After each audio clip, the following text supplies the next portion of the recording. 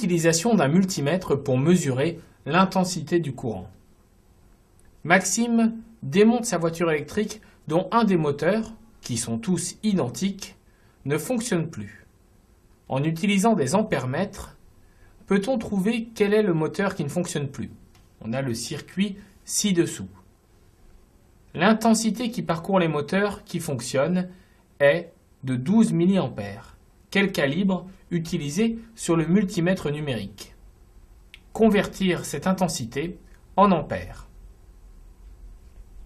En utilisant des ampèremètres, peut-on trouver quel est le moteur qui ne fonctionne plus? Dans le circuit ci-dessous. On a donc 3 moteurs et on veut en trouver celui qui ne fonctionne plus.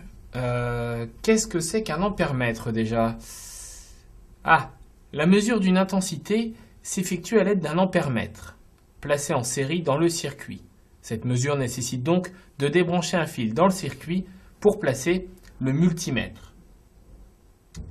Donc là, on a un circuit et on peut mesurer l'intensité en n'importe quel point du circuit en plaçant un ampèremètre en série dans ce circuit. D'accord, mais à quoi ça va nous servir de mesurer l'intensité? Eh bien, on sait que si un moteur fonctionne, ça veut dire qu'il est traversé par un courant qui est non nul. Par exemple, ici, si on flèche le courant dans ce circuit, donc le courant part de la borne plus du générateur, eh bien le courant va passer comme ceci. Il va se diviser pour aller dans chaque branche des moteurs et il va revenir vers la borne moins du générateur. Eh bien, s'il y a un courant non nul qui passe à travers le moteur va fonctionner. Et si le moteur ne fonctionne pas, ça veut dire que le courant dans la branche du moteur est nul. Donc ce qu'on va faire, c'est que dans chaque branche de chaque moteur, eh bien, on va placer un ampèremètre pour mesurer l'intensité du courant. Alors un ampèremètre, on peut le placer en série dans le circuit. Donc là, par exemple, dans la branche qui comporte le premier moteur, eh bien, on va placer un ampèremètre. Alors on peut le placer par exemple ici. Un ampèremètre, ça se symbolise avec un cercle et un A dedans, comme ceci. Alors ici, on a un ampèremètre qui est en série avec le moteur, donc qui va mesurer l'intensité qui passe à travers le moteur. On peut en mettre un deuxième, par exemple, ici aussi, en série avec le deuxième moteur. Et on peut enfin en mettre un troisième dans la branche du troisième moteur. On peut le mettre, par exemple, ici. Alors je le mets avant le moteur pour bien vous montrer qu'il suffit simplement que l'ampèremètre soit en série avec la branche dans laquelle l'ampèremètre indiquera 0 ampère ou 0 milliampère, eh bien sera la branche dans laquelle le moteur ne fonctionne pas. Soit celle-ci, ou soit celle-ci.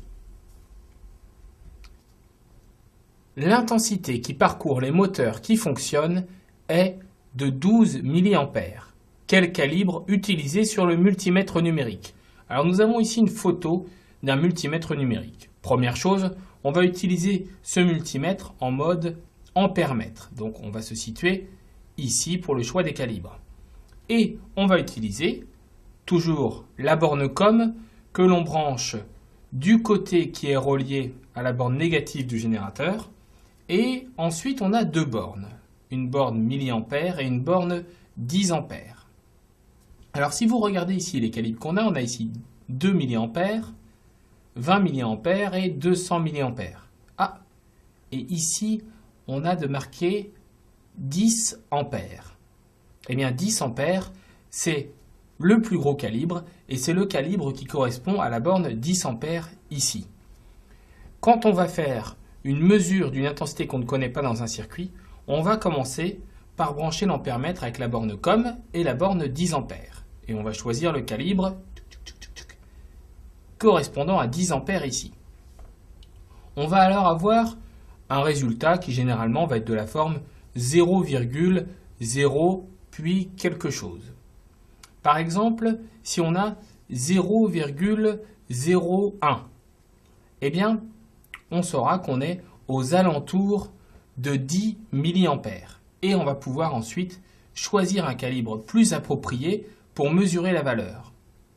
Donc on va pouvoir choisir par exemple le calibre 20 mA. Alors dans notre cas, on commence par le calibre 10 A, mais on sait très bien qu'on va mesurer une intensité de 12 mA. Alors qu'est-ce qu'il faut choisir comme calibre? Eh bien, il faut choisir un calibre approprié à l'intensité qu'on cherche à mesurer. Le calibre approprié, ça va être le calibre qui va être juste supérieur à la valeur qu'on veut mesurer. Alors, le calibre 2 mA, non, ça c'est trop petit, puisque 12 mA c'est supérieur. Ah, on a le calibre 20 mA. 20 mA c'est parfait, c'est le calibre qui est juste au-dessus de 12 mA. Donc on va brancher notre ampèremètre sur la borne COM et la borne milliampère. On va se mettre sur le calibre 20 mA et on va pouvoir mesurer notre intensité. La réponse était donc, on utilise le calibre 20 mA. Convertir cette intensité en ampères. Alors on a 12 mA et on veut savoir combien ça fait en ampères. Eh bien, les milliampères, ça marche un peu comme pour les millimètres et les mètres. On sait que 1 ampère, c'est égal à 1000 milliampères. Donc, 12 milliampères, combien est-ce que ça va nous donner d'ampères? Eh bien, il suffit de faire un tableau de conversion. On va mettre dans la première ligne les milliampères.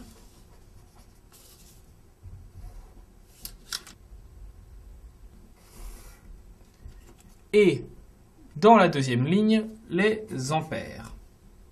Alors, en milliampères, on sait que pour 1000 milliampères, on a 1 ampère. Alors, combien est-ce qu'on a pour 12 milliampères? 12 milliampères. Eh bien là, il suffit de faire un produit en croix. 1 fois 12 divisé par 1000, ça nous donne le nombre d'ampères qui correspond à 12 milliampères. Alors, utilisons pour ça la calculatrice. 1 fois 12 divisé par 1000, ça nous donne 0,012. Donc 0,012. Donc on peut dire que 12 milliampères est égal à 0,012 ampères.